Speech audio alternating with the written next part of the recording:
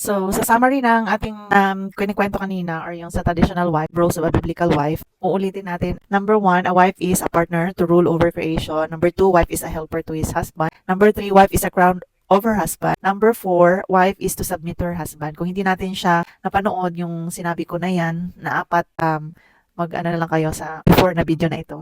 So, sa summary, dinagdag pala doon sa number 4 na ang word daw na submission is from the Greek hypotasso, means to place or arrange under, often used as a military term meaning to place oneself under the command of a leader. It was presented as something that's voluntary attitude of cooperating with and putting trust in an authority figure. So, natutunan ko dito sa number 4 na minsan mahirap mag-submit pero kailangan kasi yun yung order ng Lord. Kumbaga, we have to trust His order na kailangan yung magiging desisyon ng asawa natin, final decision ay sa kanya.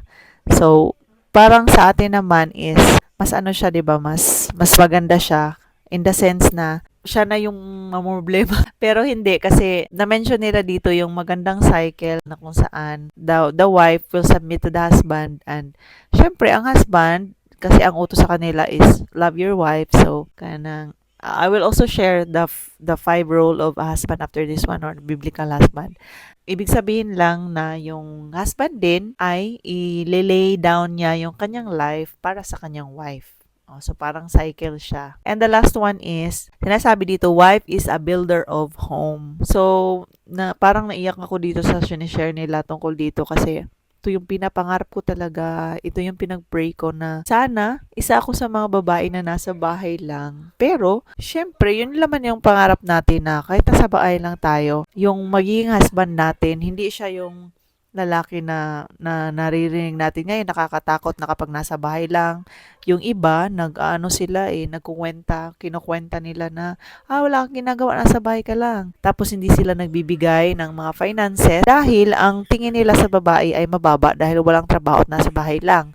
Without them knowing, So, naka-emphasize dito na mas maganda na instead na ipadala yung mga anak doon sa mga daycare center, binabayaran lang, or sino yung pinapabantay, ay nasa bahay yung mga nanay at siya yung nag-aalaga mismo sa mga anak dahil iba daw yung epekto ng kapag ang nanay ay nag-aalaga. So, ano naman daw yung magagawa ng marami kang sahod, malaki yung kinikita mo, nag-improve yung career mo kasi gusto mo talagang makipag-compete kung meron namang epekto nun sa bata. Kasi totoo naman talaga yan according sa study. At syempre nakikita din natin na like for me kasi napapansin ko talaga iba yung character ng bata, iba yung nade-develop sa kanya, iba yung attitude na kapag ka nasa yaya siya or iba yung nagbabantay. Kukuhaan natin ng base si Eman, anak ni Sir Kim Atienza na bali busy yung mga parents, tapos ang nag-aalaga ay nani lang. So, yun pala, marami ng pinagdadaanan ng bata at lumaki siya na ganun yung nangyayari sa kanya. Meron siyang issues sa kanyang mental. It's because of, nakita natin yun at narinig natin yung balita na yun. So, sa Titus 2:4-5, sa NIV na version, at saka sa Hebrews 14:1, babasahin ko. The wise woman builds her house, but the foolish pulls it down with her hands. Sa Proverbs 14:1 yan. Ibig sabihin, ang mga babae talaga yung builder talaga tayo dapat ng home. Tapos sabi dyan sa Titus 2:4-5, then they can urge the younger women to love their husbands and children, to be self-controlled and pure, to be busy at home, to be kind, and to be subject to their husband, so that no one will malign the word of God.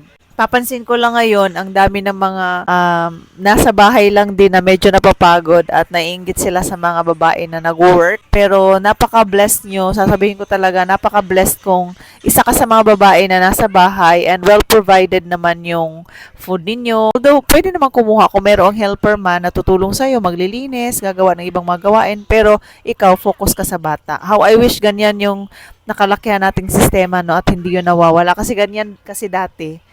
So, traditionally, ang mga babae talaga nasa bahay lang. Tapos sila yung nag-aalaga ng mga bata. Yung mga lalaki talaga yung kumikita. Sila yung nagpo-provide. Tapos mga gentleman sila. Kung papanoorin nyo yung When Life Gives You Tangerine sa Korean drama, ay, sobrang ganda nun. So, a perfect example of a husband na kayang itaguyod yung pamilya kahit ano yung mga pinagdadaanan, yung mga problema nila, napagtatagumpayan nila yon dahil sa karakter ng lalaki na hindi siya napapagod na mag-provide for his family. Kaklaruhin natin yun, guys. Kasi sa ngayon, merong mga issue na hindi na to kasali dyan sa sinabi nila no sa preaching nila. Pero napapansin ko, ang dami ng mga lalaki na parang mamas boy sila, hindi pa talaga fully grown man. Gusto nila yung mga babae yung kumikita para sa kanila, para parang hayahay yung buhay nila ba. Pero masculinity, ganyan talaga dapat. Yung lalaki talaga ang nagpo-provide. Yung mga tunay na lalaki, masaya sila kapag sila yung nakapag-provide. Masaya sila na parang ang saya ng kanilang asawa at anak na